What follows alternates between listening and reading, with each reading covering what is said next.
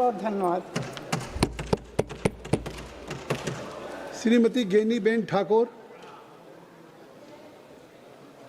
कृपया 6 बजे रिप्लाई है और बहुत से आभार स्पीकर अध्यक्ष हैं। महोदय। एक मिनट सुन लीजिए, बहुत से स्पीकर मैं चाहता हूं कि 2-2 मिनट में अगर अपनी बात कहें तो आई थिंक सो।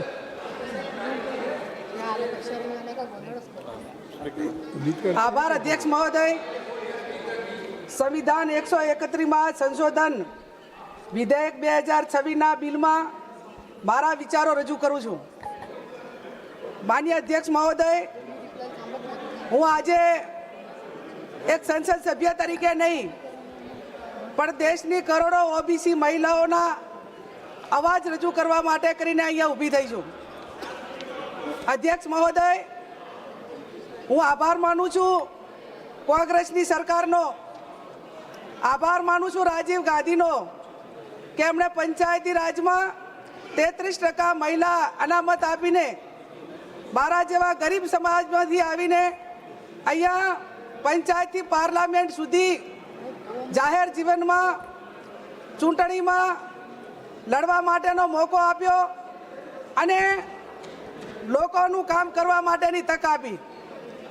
अध्यक्ष महोदय, आज ओबीसी महिला तरीके देशना प्रधानमंत्री पासे अने अपना मारी साथी महिला संसद सभ्यों भारतीय जनता पार्टी महिला सांसदों बात करता था कि कांग्रेसनी महिला सांसदों आ बिल ने टेको आपे तो आपना माध्यम थी हूँ चालू सरकार में जे महिला ओबीसी महिलाओं है एमने विनंती करूँ छूँ के पंचायती राज में एससी एसटी ओबीसी महिलाओं ने कांग्रेसनी सरकारे एने आरक्षण आप्યું અને એટલા માટે કરીને મોટા ભાગની મહિલાઓ આજે 78 મહિલા સાંસદ સભ્યો છે આ સંસદમાં એમાં એસસી હશે એસટી હશે ઓબીસી હશે એ આરક્ષણનો લાભ લઈને પંચાયતી પાર્લામેન્ટ સુધી અહીંયા પહોંચવા માટેનો મોકો આપ્યો છે।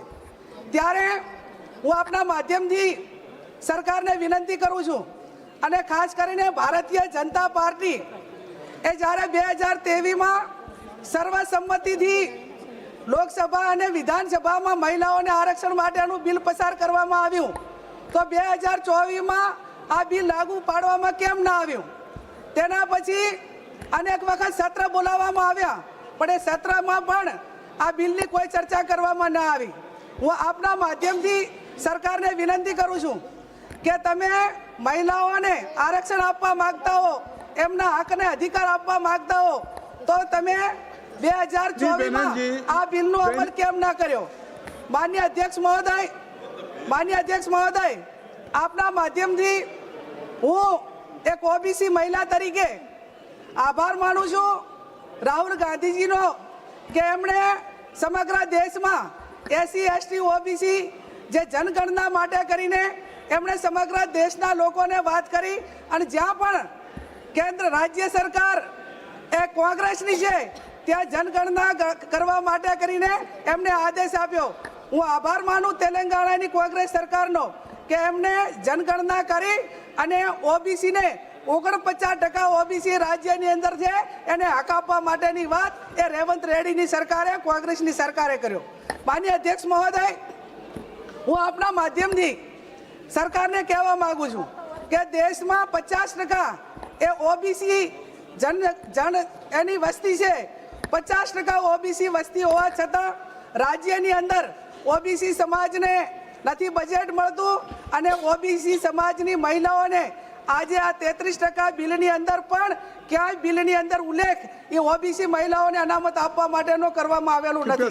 ત્યારે માનનીય અધ્યક્ષ મહોદય, આપના માધ્યમથી સરકારને હું વિનંતી કરું છું કે તમે આજે બિલ લઈને આવ્યા છો એ પહેલા જે તે રાજ્યની અંદર વસ્તી ગણતરી થવી જોઈએ, એનું સીમાંકન નક્કી થવું જોઈએ અને સીમાંકન નક્કી થયા પછી જેની જેટલી વસ્તી છે એના પ્રમાણમાં એને અનામત આપવી જોઈએ।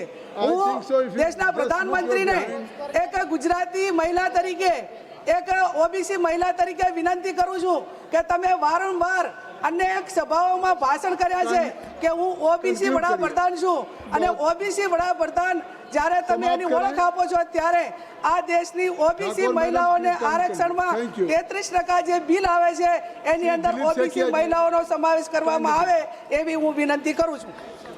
दिलीप सेठिया सभापति महोदय, एक अनुरोध मैं करूंगा कि जब किसी पार्टी का कोई स्पीकर बोल रहा है तो उस